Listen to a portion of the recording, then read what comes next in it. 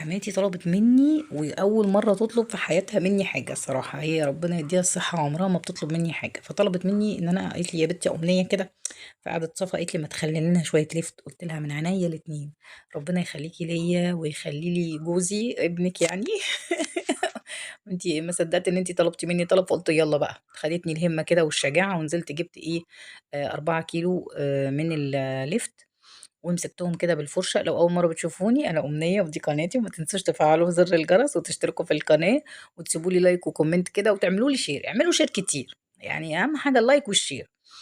وبشكركم بجد وبشكر كل المتابعين، ويا رب دايما تكونوا في أحسن حال، ويا رب ينصر إخواتنا الفلسطينيين. ويلا بقى نخش على المجادير. هنا أنا جبت 4 كيلو من اللفت، ومسكته كده بفرشة، غسلته كويس جدا وسبته في المية شوية. وبعد كده شِلت منّه الشواشي والحاجات اللي هي العروش بتاعته أو العيدان يعني الخضرا، وشِلت الحتّة بتاعة الراس دي زي ما أنتِ شُفتِ كده في أول الفيديو. وبعد كده جِبت القطّاعة وبدأت أقطّع. بُصّي، عايزة تقطّعي بقى بالقطّاعة اللي هي بتاعة البطاطس دي، أنا باحبها أوي، بتطلّع البطاطس جميلة ومقرمشة. عايزة تقطّعي عادي براحتك، التقطيع ده راجع لِك أنتِ.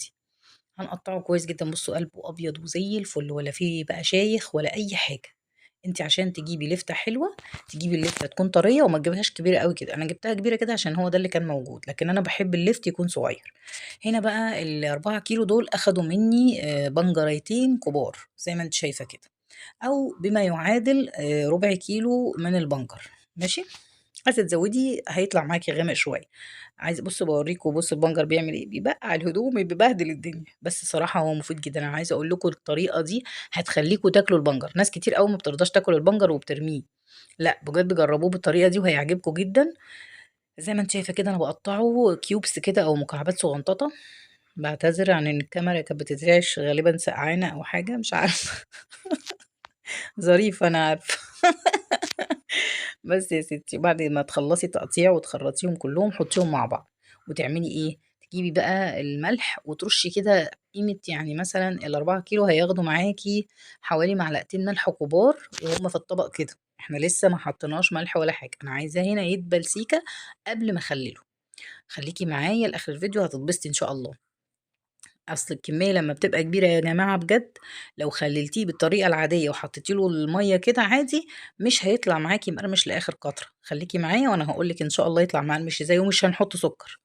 هنا أنا جِبت مَيّة مغلية، مَيّة مغلية، وسِبتها كده 10 دقايق، ونزلت عليها زي ما أنتِ شايفة كده. كل كيلو هياخد معاكِ معلقة ملح كبيرة، غير اللي إحنا حطيناهم في الأول، تمام. وأنا هنا كان عندي كام قرن فلفل كده عشان إحنا بنحب المخلل يكون spicy شوية، بس مش أوي يعني عشان الولاد وعشان حماتي ربنا يديها الصحة ما بتقدرش تاكل حاجة حراقة.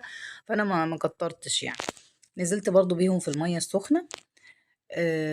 وبدأت بقى أقلِّب كلّه مع بعضه، وكمان زوّدت عليهم معلقة كبيرة كده من الشطة. دي اختياري زي ما أنتِ عايزة على حسب أنتِ بتحبيه إزاي. وكمان هانزل في المَيّة السخنة بالبنجر، وهنبدأ نقلِّب كلّه مع بعضه. ليه بقى؟ علشان الكلام ده أنا مش هاحطه على الطبق اللي أنتِ شايفاه ده، أنا هاحطه جوّه البرطمانات. الصراحة بقى حماتي ربنا يديها الصحة ادّتني برطمان، كان عندي واحد زيه كان بتاع جدتي، وأنا كنت باحبه أوي. شايفين البرطمان ده؟ أنا باحب البرطمان ده جدًا. يعني ربنا يرحم أمواتنا جميعًا ويدّي لحماتي الصحة، هي ادّتهوني بقى. فأنا رُحت إيه، بدأت أحُط بقى الليفت فيه الأول وأملى بيه بالكُبشة كده أو بمغرفة، أنزّل عليها المَيّة السخنة. طبعًا هي ما كانتش سخنة أوي عشان لو إزاز ما يتكسرش ما يطقش. استنيت عليها لمّا هديت سيكة كده. تبدئي بقى تحُطّي شوية ليفت وشوية من المَيّة اللي إحنا عاملينها. لو حسيتِ إن هو محتاج مَيّة أو المَيّة ما كفّتش معاكِ، زوّدي بقى مَيّة عادية.